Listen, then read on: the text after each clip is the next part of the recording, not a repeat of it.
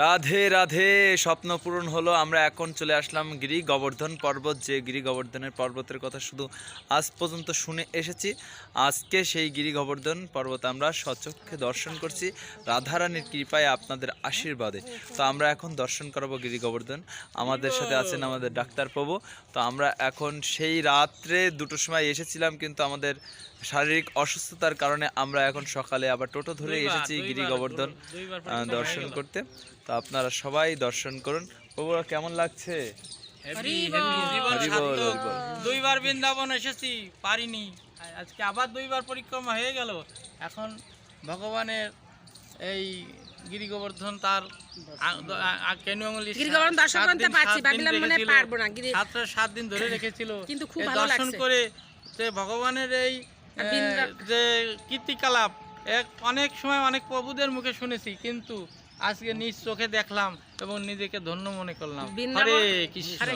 বৃন্দাবনে শুনেছি অনেকে যারা দর্শন করেছে গিরি গোবর্ধন, কিন্তু আমি শুধু তাদের মুখে শুনেছি, কিন্তু আমি দর্শন করতে পারিনি।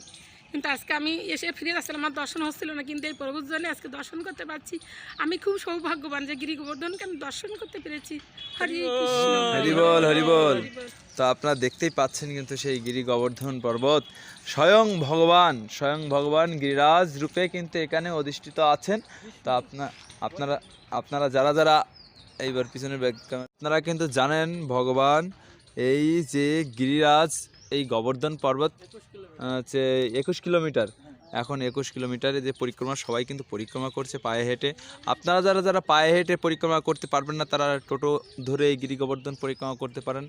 হ্যাঁ, সে আমাদের রাধাকুণ্ড থেকে আমরা এসেছি, 100 টাকা করে নিয়েছে আমাদের কাছ থেকে। তো আপনারা এই গিরিরাজ গোবর্ধন পর্বত দর্শন করুন, নিজের জীবনকে ধন্য করুন। কারণ স্বয়ং ভগবান তিনি শ্রীকৃষ্ণ, তিনি কেরি আঙুল দিয়ে কনিষ্ঠ আঙুল দিয়ে 7 দিন 7 রাত কিন্তু ধরে রেখেছিলেন এবং ভক্তদেরকে রক্ষা করেছিলেন। কিসের থেকে?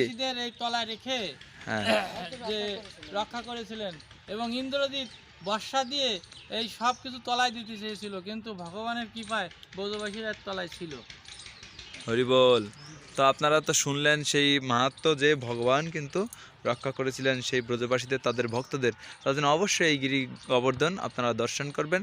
আর আপনাদের কাছে বিনীত অনুরোধ করব, যেহেতু স্বয়ং গিরিরাজ গোবর্ধন এই আছে ভগবান শ্রীকৃষ্ণের, এর উপরে আপনারা কেউ চড়তে যাবেন না কিংবা পায়ে উঠবেন না, কারণ এটা হচ্ছে স্বয়ং ভগবান। তো আপনারা আপনাদের নিজের দৃষ্টি জ্ঞান থেকে বিচার করবেন।